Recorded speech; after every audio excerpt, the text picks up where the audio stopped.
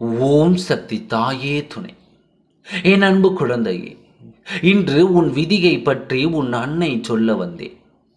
இத்தனை நாள் உன்னை அழுக வைத்து பார்த்தார்கள் அனைவருமே.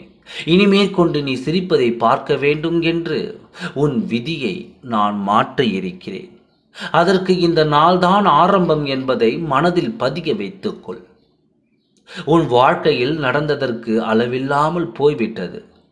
எவருக்கும் உன்னுடைய வேதனை வந்துவிடக் கூடாது என்று நீ நினைத்து கண் கலங்கும்படியான காரியங்கள் அனைத்தும் நடந்துவிட்டது.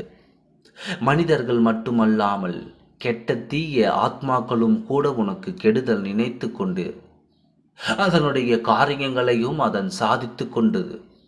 இதிலிருந்து முழுமையான விடிவு காலம் இன்றிலிருந்து தொடக்கம். அந்த தொடக்கத்தின் விளைவை இன்று உன் கண்களால் உன் இல்லத்திற்குள் காணத்தான் போகிறாய். ஆனால் விதி எப்படி விளையாடுகிறது தெரியுமா? ஒருவரின் கண்ணில் ஆரம்பமாகும் அந்த நிலையில் இருந்து உன்னுடைய சந்தோஷம் தொடங்க வேண்டும் என்று விதி முடிவெடுத்திருக்கிறது. விதியை மாற்ற இங்கு எவராலும் முடியாது. விதி என்பது ஒருவரின் கர்மாவை பொறுத்து அவரின் விதி விதிக்கப்படும்.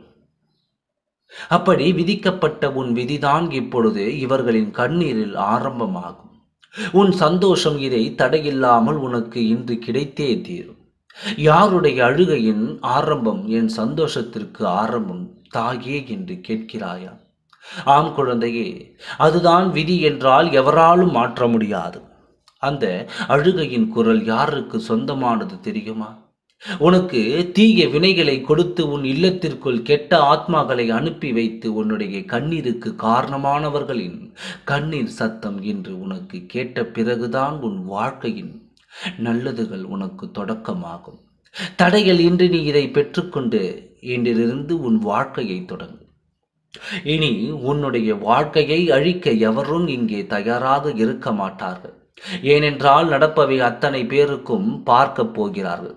உன்னை கண்ணீர் வடிக்க வைத்தவன் எந்த நாளைக்கு, அதாவது உன்னை கண்ணீர் வடிக்க வைத்தவன் எந்த நிலைக்கு தள்ளப்பட்டான் என்பதை அத்தனை பேரும் இங்கு உணர்ந்து விடுவார்கள்.